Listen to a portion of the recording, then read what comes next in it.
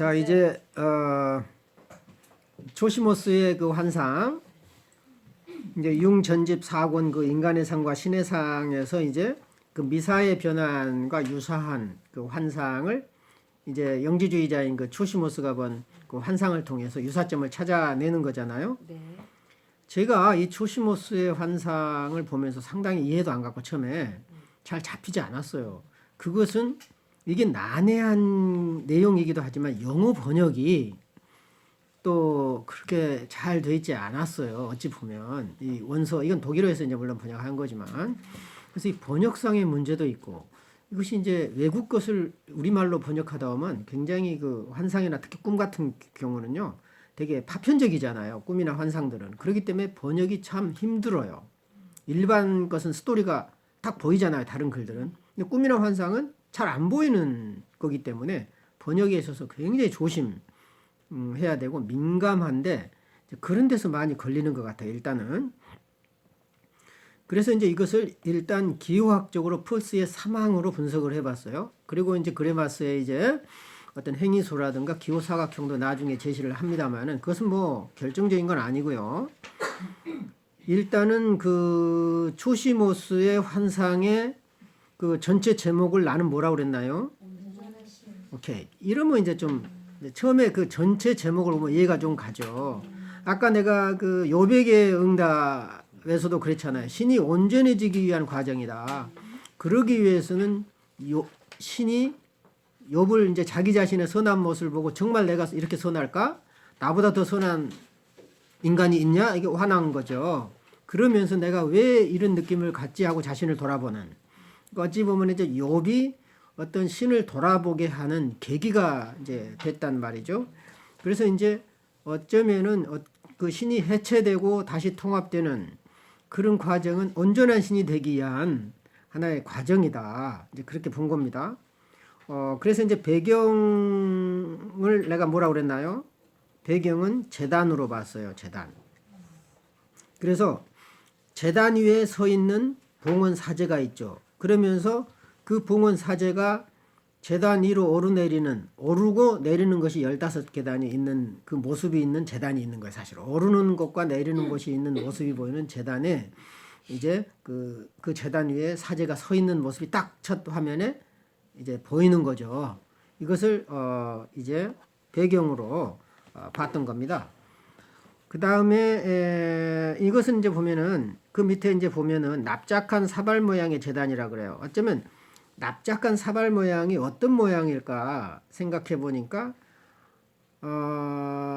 이 사발이 어쩌면은 그 대개 제단이요 둥그렇기보다는 사각형으로 많이 제단이 돼 있어요. 사각형으로 보통 고대의 제단일수록 신전 같은 거 이렇게 봐도 되게 사각형으로 이렇게 돼 있어요. 근데 사각형과 원으로 조합이 돼 있다는 거죠. 대개 제단이.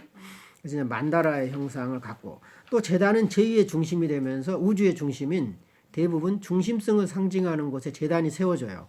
그 건물의 중심이든 뭐 교회도 그렇잖아요.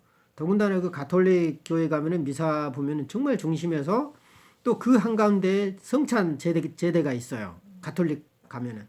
개신교는 성찬 제대가 따로 없거든요. 근데 가톨릭 교회 가면은 성찬 제대가 커요. 크게 이제 왜냐하면 성찬이 그렇게 중요해요. 오히려 설교대는 조그만해요. 가톨릭은. 근데 개신교는 설교대는 왕창 커요. 설교대가 아주 뭐 엄청 크게 반 이상을 차지해요. 그러니까 설교를 중시하죠. 개신교는. 근데 가톨릭은 설교할 때 한쪽 옆에 그 가운데서도 안 하고요. 한쪽 옆에서 많이 하시더라고요. 그리고 이제 신부님이 사제가 나올 때는 그 성찬대 있을 때만 가운데 주로 많이 서요. 그래서 제2의 중심이고 그리고 제단이라고 하는 것은 뭐죠? 신과 인간이 만나는 장소다. 결국 그 얘기는 신의 영역과 인간의 영역의 중간에 있어요. 커뮤니타스. 어떤 경계선인 거예요. 어쩌면 제단은. 신에게 제의를 바치는 곳이기도 하지만 그리고 이제 15계단을 오르내리는 계단이 있다라고 하는 것은 15는 5 곱하기 3, 3 곱하기 5죠. 결국은 3의 5배예요. 3도 온전수고 5도 온전수인 거예요. 그래서 온전한 신성을 의미하는 그런 수로 볼 수가 있다. 그래서 이제 1과 2를 더해서 이제 2항을 가면은요.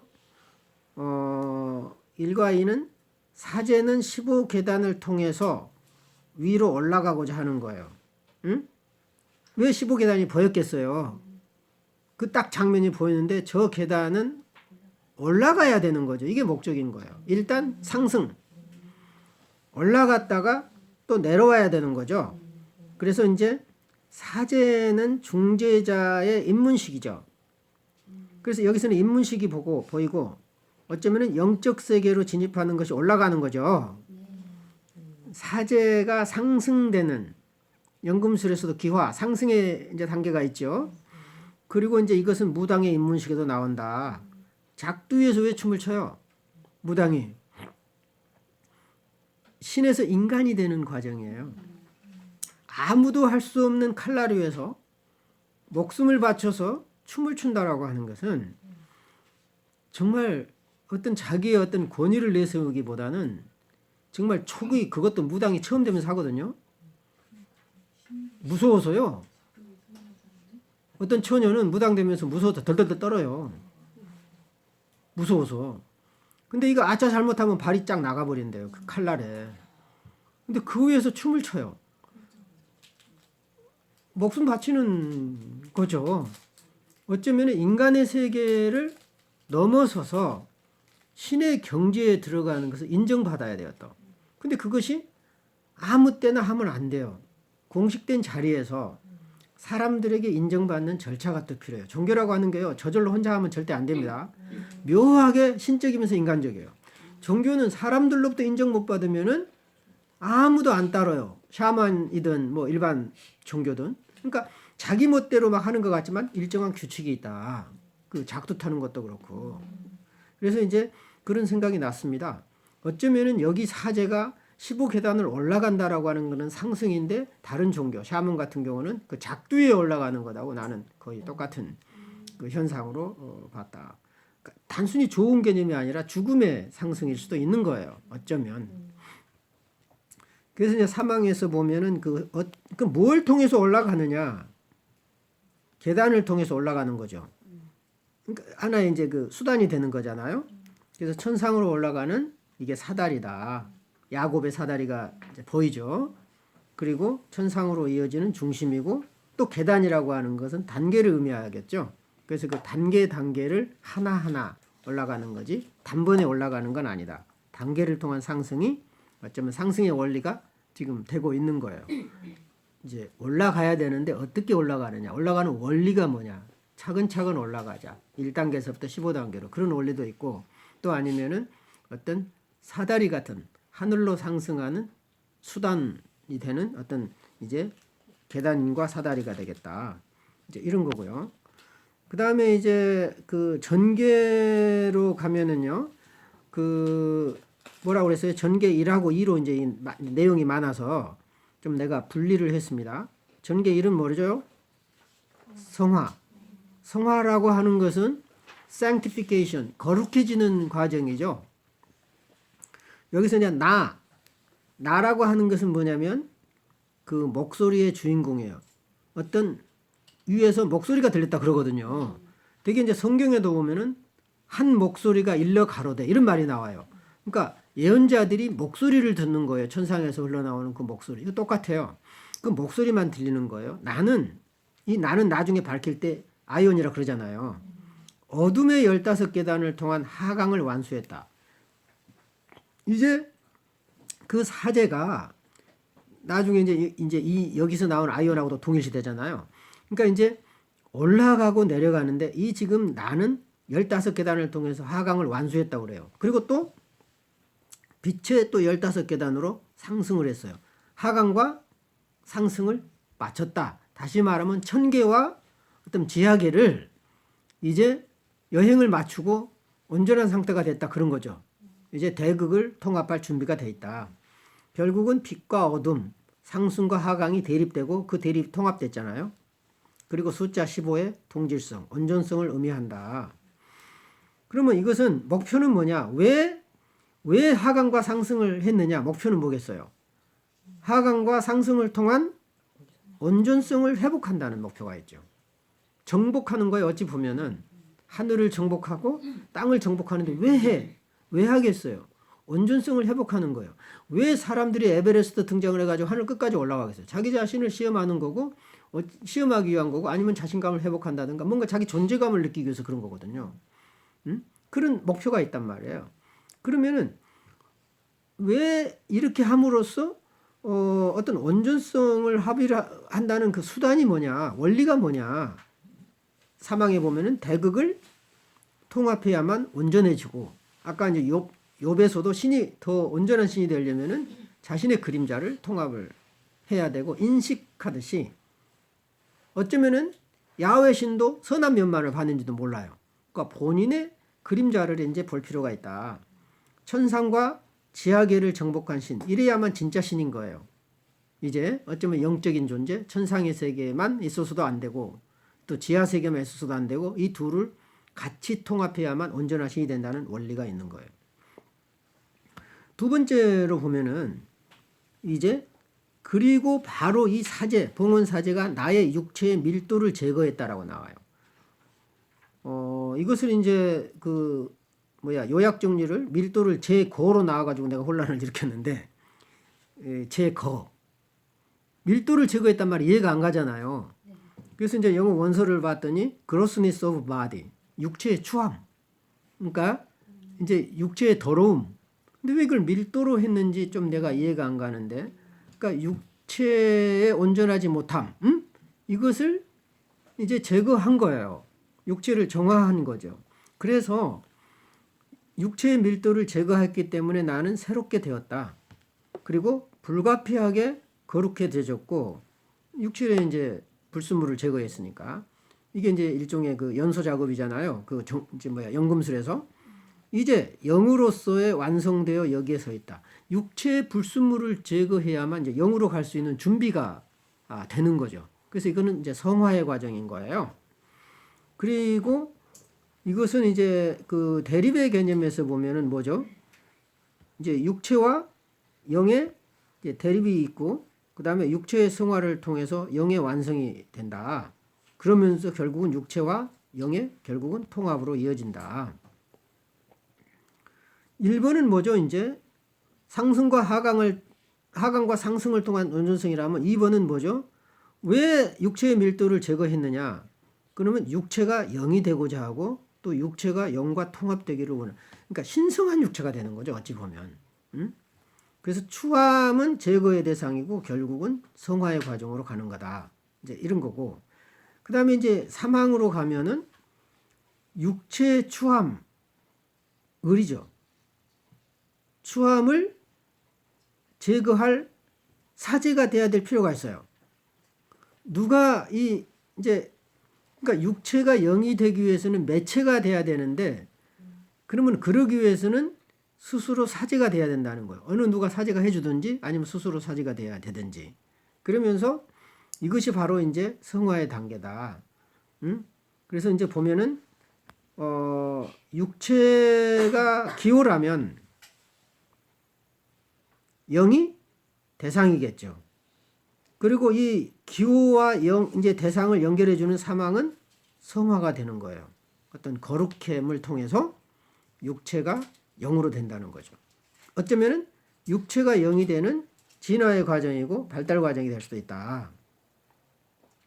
그리고 불가피하게 새롭게 됐다는 얘기는 자신의 의지하고 상관없이 사제에 의해서 불가피한 성화가 이루어진다. 내가 거룩해진다라고 하는 것은 내 의지로 되는 것이 아니라 신의 의지, 사제의 의지가 있어야만 되는 거죠. 결국은 육체가 영이 되어야 하는 것은 필연성이고 운명적인 거예요.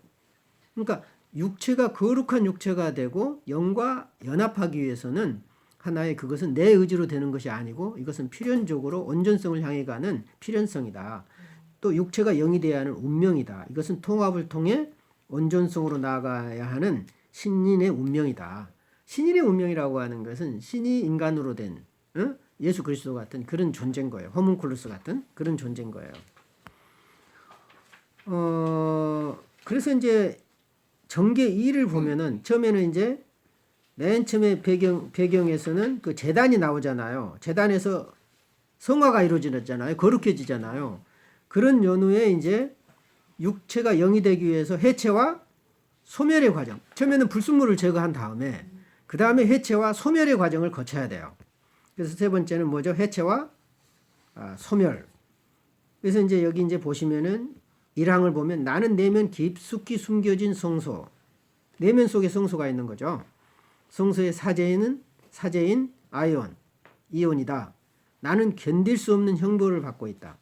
왜냐하면 아침 일찍 한 사람이 급히 와서 나를 습격하고 긴 칼로 나를 꿰뚫고 나의 사지의 정렬을 조화롭게 유지.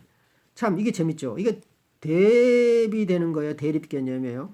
해체하면서 또 정렬을 하잖아요. 해체와 정렬. 그러니까 혼돈과 질서가 같이 나오는 거예요. 지금. 나의 사지를 정렬해서 조화롭게 또 유지하도록 하면서 또 여러 조각으로 가르고 분리해요. 그러니까 통합과 해체와 이제 분리가 같이 이루어지는데 이걸 보면은 형벌과 은총이 같이 대립돼 있고 또 제단의 봉헌 사지가 처음에 등장하잖아요.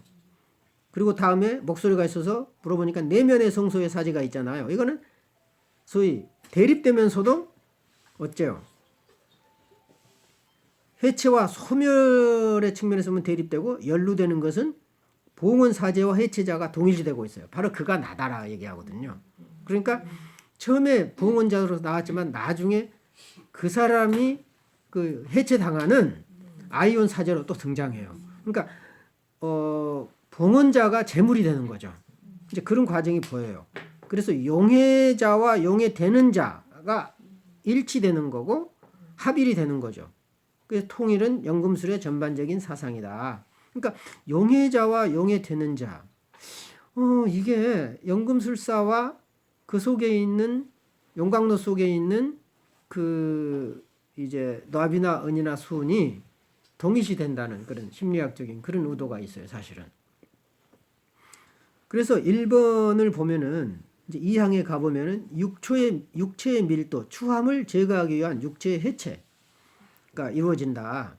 그러니까 추함을 제거하기 위해서 육체가 이제 해체되도록 한다. 결국은 추함을 제거하기 위해서 이제 목표가 있는 거죠. 그럼 뭘로 제거할 거냐? 이제 3번은 수단이 나오겠죠. 칼로 제거해요. 칼로 절단하고 정렬하고 해체해요. 칼은 뭘까요? 분리의 수단이죠. 그러니까 이것은 이제 해체와 분리는 같은 의미의 다른 말이에요. 그러니까 이제 해체라고 하는 것은 일단은 분리 작업인 거예요.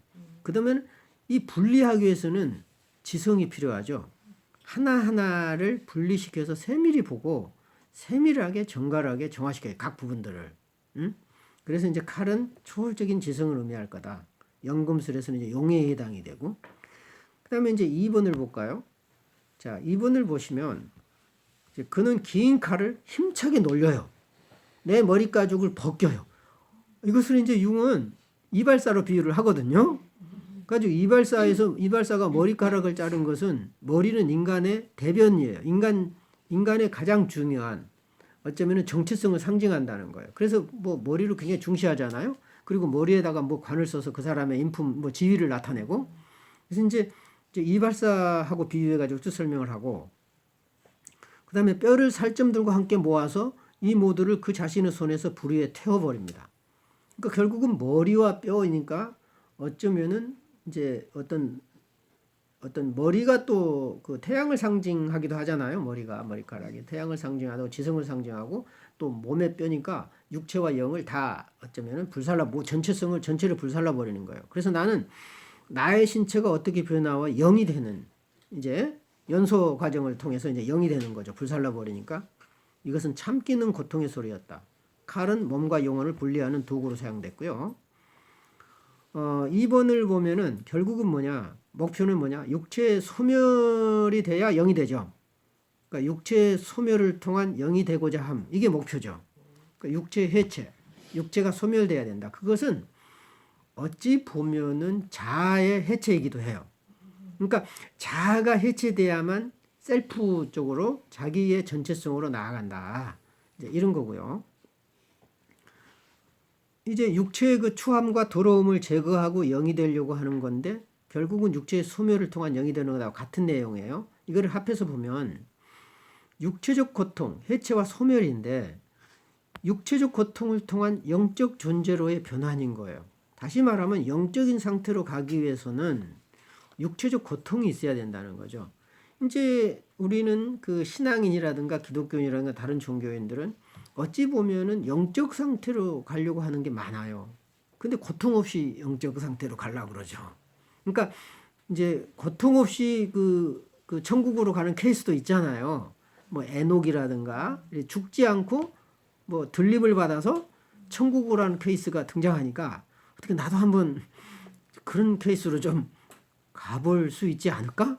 이렇게 해서 대부분 사람들이 죽음 없이 그 들림을 받기 원해요.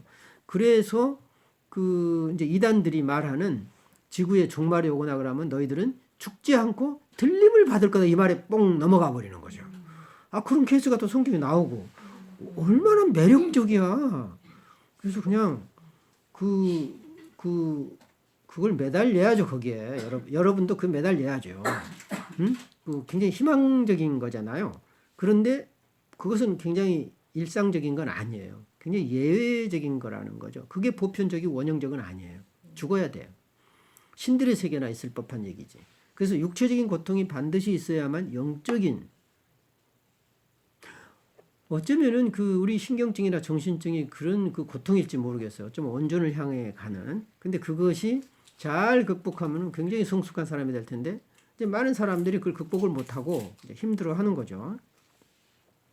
리비도의 변환이 이루어진다. 결국 이 얘기는 뭐냐? 육체가 영이 된다라고 하는 것은 다른 말로 말하면 감각적 존재에서 정서적 존재로 변환되는 거라고 느껴져요. 이게 이제 비혼의 언어로 내가 좀 바꿔본 겁니다. 응? 육체가 영이 된다라고 하는 것은 육체는 굉장히 감각적인 거잖아요.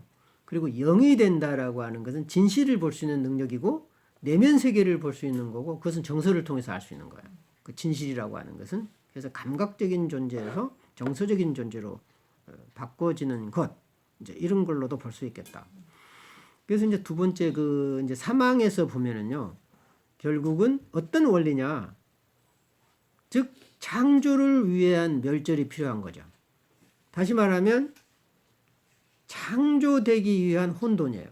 창조를 위한 해체라는 원리가 있어요. 그러니까 새로운 존재가 되기 위해서 새로운 존재, 거듭난 존재죠.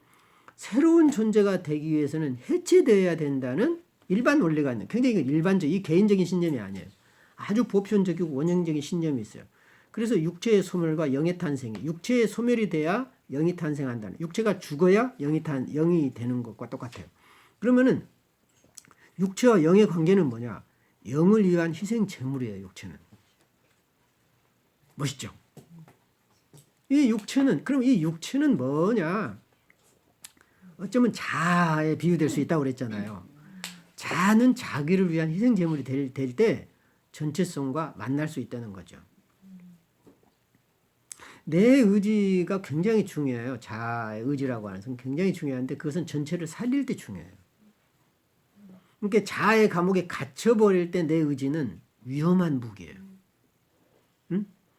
이 자아 말고 그림자도 살리고 아니면 아니면서도 살리고 그지?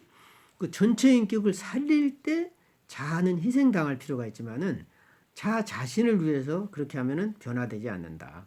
그래서 머리 가죽을 해체한다는 건 삭발이고 결국은 이 삭발은 입문식인 거예요. 어떤 새로운 우리가 이제 뭐 데모할 때도 보니까는 아우 막 여자분들까지 머리 삭발을 하는데 이 단호한 결의를 보일 때 하지만은 사실은 정말 그 이전 상태로는 안 되겠다.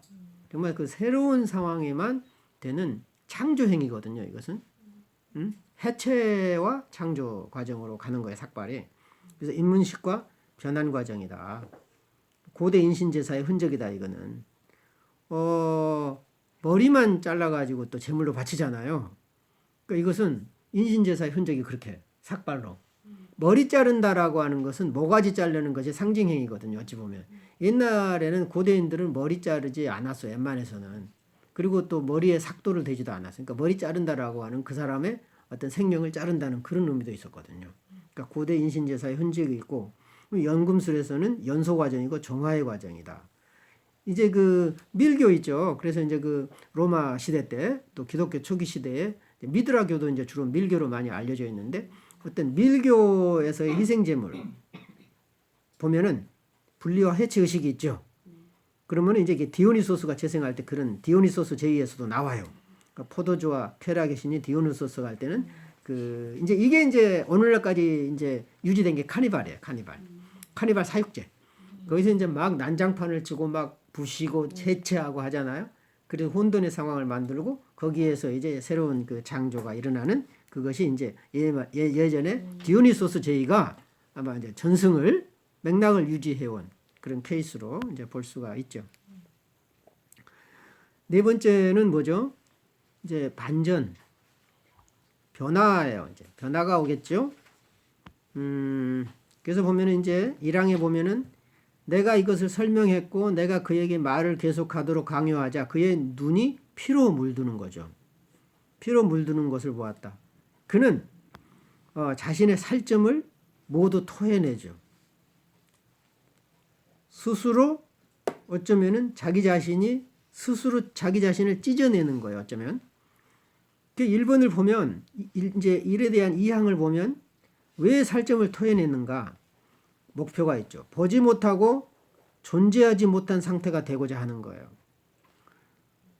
자기 자신을 해체해 버린다는 얘기는 자기 자신을 형체가 없는 존재로 만드는 목표가 있어요. 그러니까 자기 자신을 완전히 파괴하려는, 해체하려는 목표가 있죠. 그것은 왜 지성의 상실과 육체의 해체, 모든 것을 무의 상태로 되돌리고자 하는 목표가 있는 거예요. 죽음이죠. 한마디로 말하면. 죽고자 하는 거예요. 대상은, 목표는. 죽음이에요. 그러면 왜 죽어야 되느냐? 무엇으로 죽을 거냐? 그 죽어야 되는 이유가 뭐냐? 무와 유의 역동성이에요. 다시 말하면 없는 것에서 있는 것이 오고 있는 것에서 없는 것이 온다라고 하는 어쩌면은 기본적인 원리가 이 안에 있어요. 죽어야 산다라고 하는, 삶은 죽고 또 죽으면 산다라고 하는 원리가 있는 거예요. 그리고 있는 것과 없는 것이 같다라는 원리가 있어요.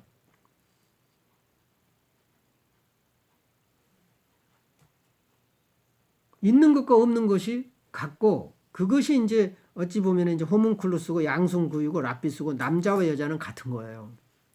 다르지만 같은 거죠. 그래서 어떤 이제 고대인들은 그 이제 뭐 남자의 잃어버린 뭐 영혼이 뭐 여자고 뭐 이런 얘기를 많이 하잖아요. 그래서 여기서 나온 것은 이제 피가 나오고 피는 물로 되고요. 생명이라죠. 또 피는 열정을 의미하고 에너지를 의미하는 불이고 이거는 생명이고 용해되는 이런 과정을 이제 융이 쭉 설명을 해요. 이제 피, 물, 불, 그지? 생명 이런 개념이 거의 하나의 개념이다. 이제 그렇게 설명을 하고요. 두 번째로 보면 뭐죠? 1항에 보면 그리고 나는 그가 한 작은 남자로 변하는 걸 보죠. 인조인간. 그는 자신의 일부를 잃어버렸다. 절단되고 작아져 버려요. 해체되고 절단되고 깎이고 작아져. 결국은 뭐예요? 왜 작아질까요? 추함의 제거, 분리, 해체를 통해서 작은 존재가 되려고 하는 거죠. 컨덴스트. 어쩌면 이제 불필요한 건 다 제거하고 압축된 것만 남는 이런 거죠. 그래서 이제 1과 2를 합하면 해체와 소멸을 통한 재생이 필요하다. 그리고 작은 존재로 된다는 것은 이제 그 난장이를 생각하게 하잖아요. 굉장히 신비한 존재. 이게 이제 호문클루스를 또 연상하게 하잖아요. 그래서 새로운 존재로의 탄생, 신비한 존재로서의 탄생으로 볼 수 있겠어요. 마지막 그 결말에서는 뭐라고 그랬나요? 우로보로스라 그랬어요. 통합. 그리고 그는 자기 자신의 이로 자신을 물어뜯죠. 자기를 물어뜯고 자신 속으로 붕괴에 들어갔다는 얘기는 자기 자신을 먹어치우는 거야. 그러면 왜 자신을 먹어치우냐? 목표는 자신을 제물로 삼아서 내면으로 들어가야 돼요. 그러면 어쩌면은 의식을 해체하고 먹어치움으로써 내면의 세계, 무의식의 세계로 들어간다는 거죠. 자아의 희생을 통해서 자기와의 연합을 이룰 수가 있다. 이제 이런 그 목표가 있고, 어떤 원리냐? 우로보로스 원리인 거예요. 결국은 우로보로스가 수단도 되는 거고요.